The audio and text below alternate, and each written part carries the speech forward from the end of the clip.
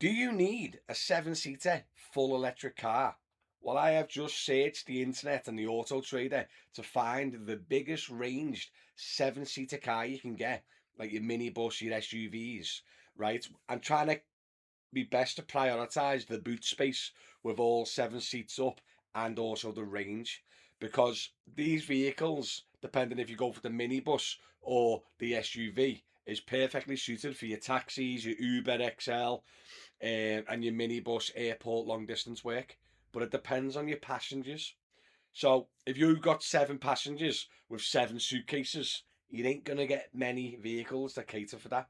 But if you've got six passengers with a couple of backpacks and they're going back home from an event or the football or something like that, or they're away for the weekend and only got a few carry on, then that's where your market's gonna be. Because there's no humongous minibuses that does a big amount of passengers, a big amount of suitcases with a massive range. There's just not. So I have split this list up now. There's 5 cars, okay?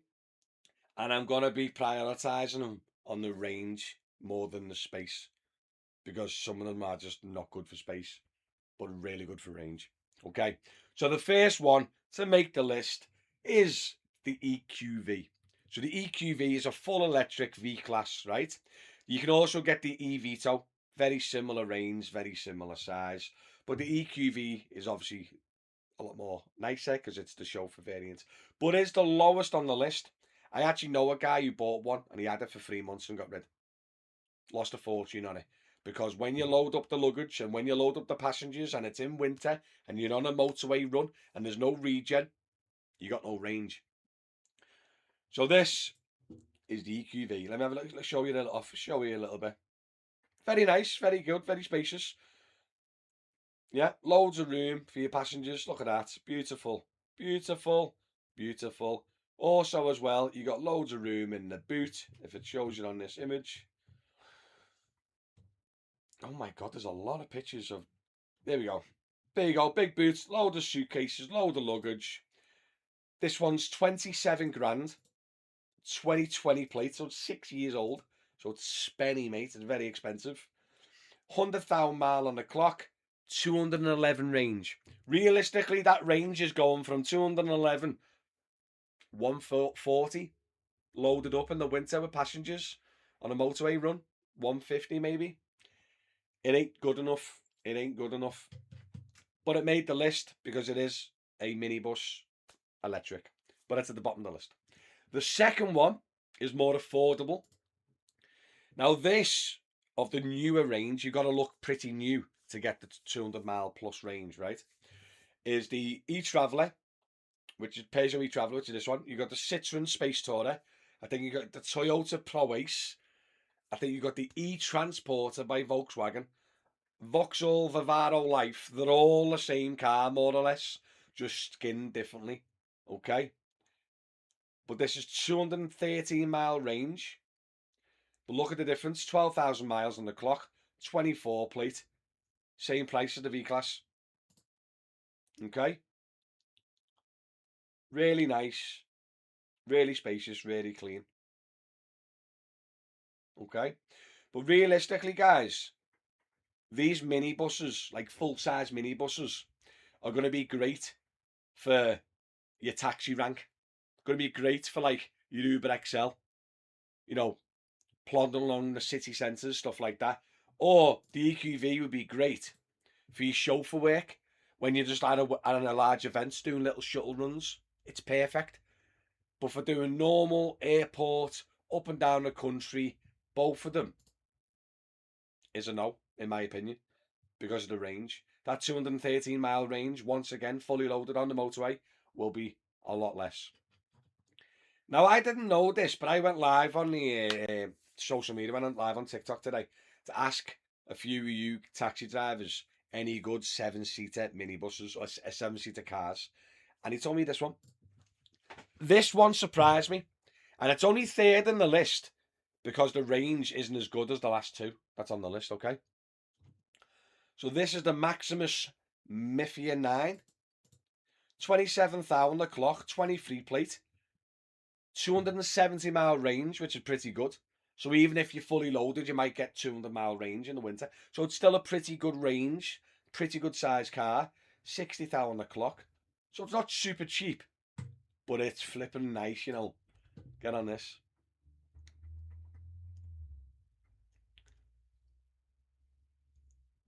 There's the interior there. Oh, mate, I can't be bothered looking at every picture. Some people just show so many pictures of like the switch. Oh, yeah, look at that. So the middle row is 2 seats, captain seats, a little recliner, big sunroof. And in the back row is 3 seats in the back. So you got 2, 2, 3. So you can take your 6 passengers. Right? Now, one thing I don't know is the boot is pretty big. For all seats in place. That is, I know it doesn't look good, but that's pretty big in its class. Probably get a couple of suitcases, definitely a few carry-on stacked up in there. 6 passengers, 6 carry-on, realistically, yes. But if you're on a big airport run and you want to get your 4 passengers, 4 suitcases, I'm not too sure if this row folds down. I'm pretty sure it does. It looks like it does. It's on rails as well. So it looks like it's going to be flat to the floor. And then that'll be a humongous boot. But I'm not too sure. I don't want to comment on that, okay? But I'm pretty sure that looks like it goes flat for a massive boot. But then, guys, just a quick ad break. If you need a booking system for your airport transfer business, then consider the DM Taxi Assistant. You've got a full booking system right at your fingertips. You've got a booking form that goes on your website. Then you've got a dispatch driver section, so you can send the jobs to your drivers via email or WhatsApp. That's simple. You have your own booking portal to store all your bookings, and also you've got an assistant that you train to go on your website to answer queries, take messages like this one. Honest to God, guys, the system's unbelievable. We're building on it every day and improving on it every day. Here's some of our reviews we've already received from companies using it. Consider it. I'll put the link at the bottom of the video, guys. Much appreciated. Hope you enjoy the rest of the video. But this hit the 3rd in the list because of the range. It's still not the greatest. This one is a bit risky. I was going to get one.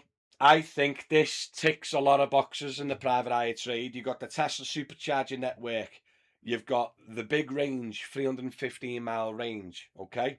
Now, with Teslas, that's a 2020 plate, 40,000 a clock.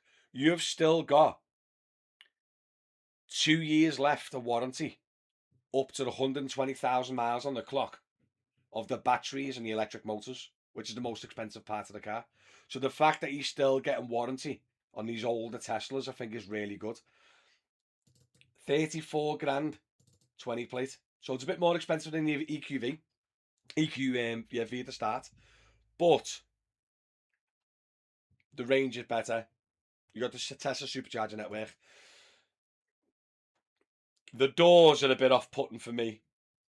But what I like about it,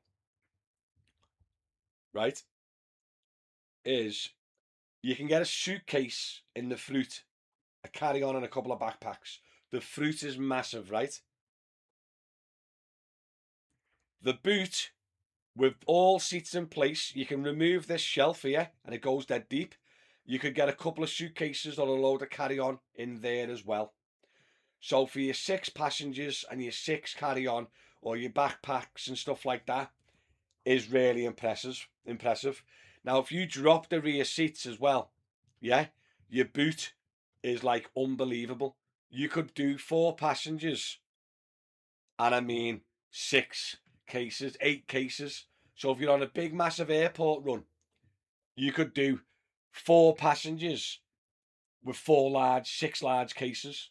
And then if you got your 6 passengers, you'd have to just obviously take like 6 carry-on or backpacks. So this would be perfect for 4 passengers on long distance airport work. Or you can have your optional 6 passengers, probably not airport work, but more event work. You like your football, your arena work, stuff like that. Your Uber XL, your taxis, your ranking, whatever. Like I said, the only thing is this, I'd rather have this without the doors. I think the doors is like very impressive and fun, but I think there'll be a lot of problems with the doors in the future. Now, my fifth and final choice, they're expensive because they're new, they're brand new. But I don't think you can get a bigger, better car than this.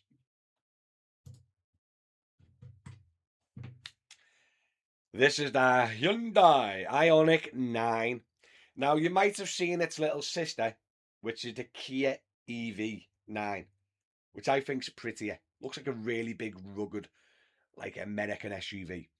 But the reason I went for the Hyundai, because I'm pretty sure, I might be wrong, but I'm pretty sure the Hyundai has a bigger battery and bigger inside. It's more spacious for the rear passengers and the boot.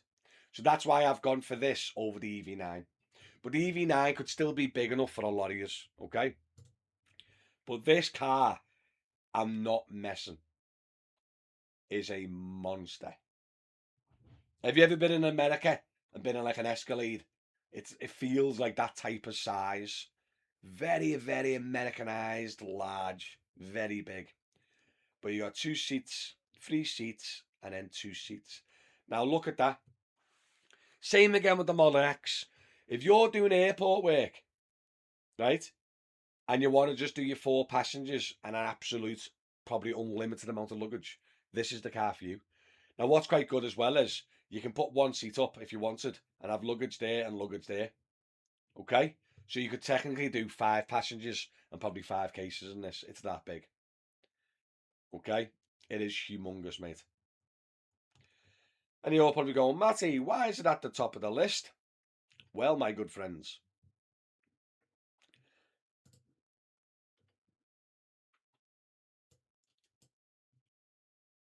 are you taking the mick? 372-mile range in a car this big.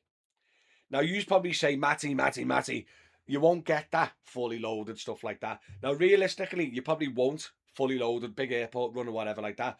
But Kia and Hyundai, if you do your research, are one of the most accurate range givers on the market. Like if I seen a Kia and it said it does X amount of range, it's probably one of the only manufacturers I'd trust and go, you know what, that's blob on. Kia and Hyundai, which is the same company more or less, they're spot on with the ranges. My Kia e-Niro that I own now, it's got 338,000 miles on the clock, and it's still doing the original range of around 280 to 300 miles. Honest to God, their range is so accurate, it's crazy. So I'd actually trust that.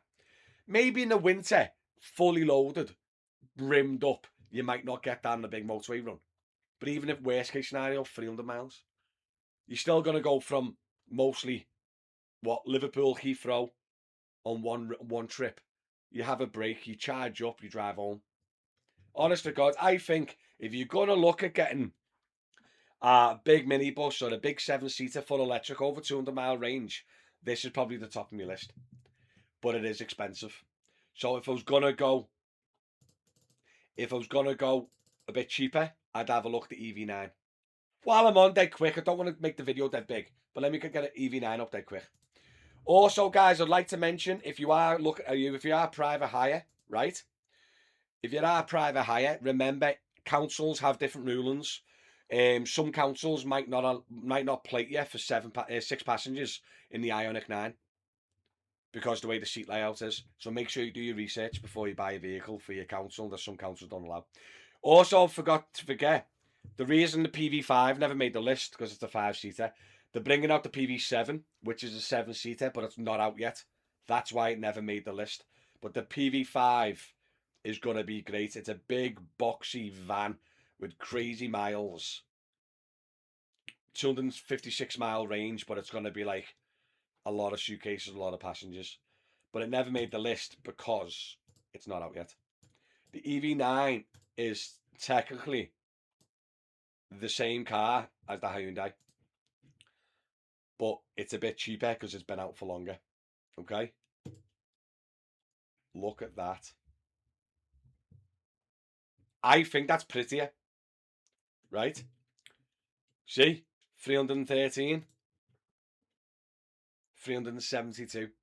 That's why I chose the IONIQ 9 over the Kia EV9. But the Kia EV9, guys, is still a nice car. Look at that. Do you know what I mean? The Kia EV9 is definitely another valid option. I just kept it off the list because of the Hyundai. I think is just slightly better, bigger and more range. Hope you enjoyed the video, guys. Let me know in the comments, is there any other comparisons or anything you'd like me to find online, car-wise? Do you know what I mean? I've done non-EV estates. I've done full electric cars. I've done the full electric 7-seaters with 200-mile range plus. I might do a dead cheap option as well and find the cheapest EVs in the UK. That's going to be on my list as well. There's a few other little videos I've done as well, so go check them out and give us a little like and subscribe, and I'll see you on the next video, guys. Yeah.